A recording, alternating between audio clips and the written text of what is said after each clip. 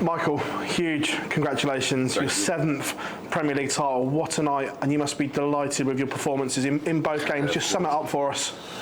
Yeah, I had to play well tonight because today was the day I wasn't the favourite tonight, not even with the bookies, so then you need to make sure you pump yourself up, you get your game going. That's exactly what I did, and everything in my preparation went well, and I could also see that on the stage, so yeah, I'm happy, man.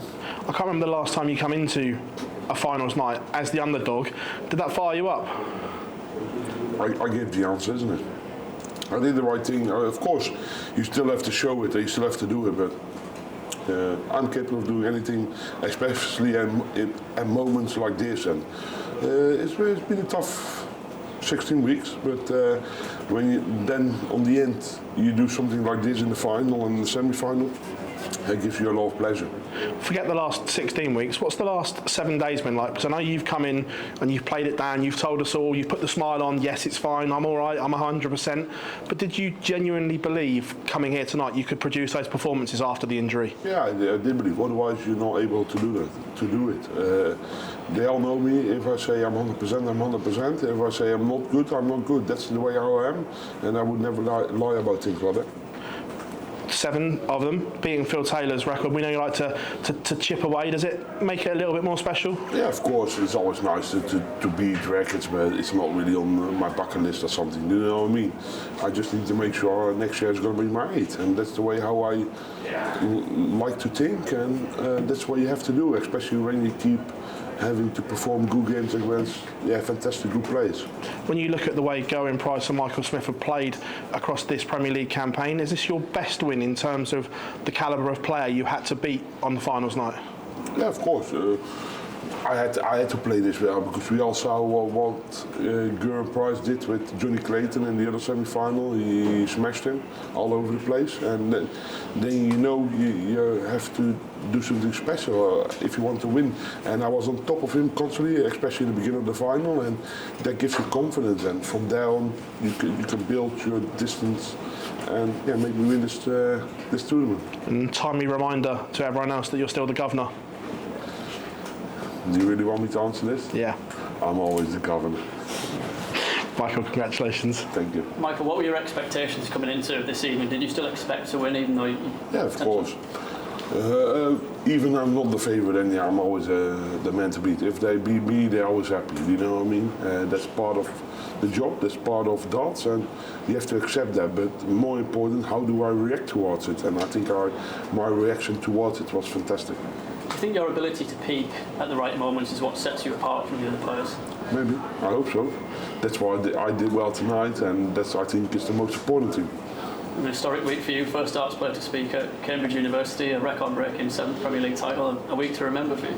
Yeah, of course. Last week, there was a Tuesday at the Cambridge University. I think it was a fantastic day to be asked to go there and do your interview and speak. I think it's a huge privilege among the other big and famous names that's been over there, and it's nice, and I really enjoyed it. Almost being written off by some because of the injury last week coming into tonight. By who? Not many pundits tipped you to win tonight. No, but they don't know. They don't know me.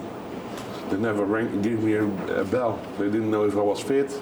And when I say I'm 100%, I'm 100%.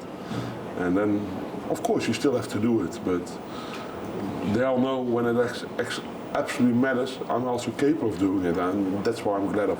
What can you go on to achieve now for the rest of the season? What are your main targets? Yeah, next one, of course, next week, New York.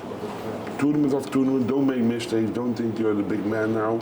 Next week is important as well, so I want to perform there, and we are going to start with a clean sheet, so it is what it is. Congratulations. Thank you. Michael, do you just bank the tournament when you go to New York? Do you forget about Sorry? it?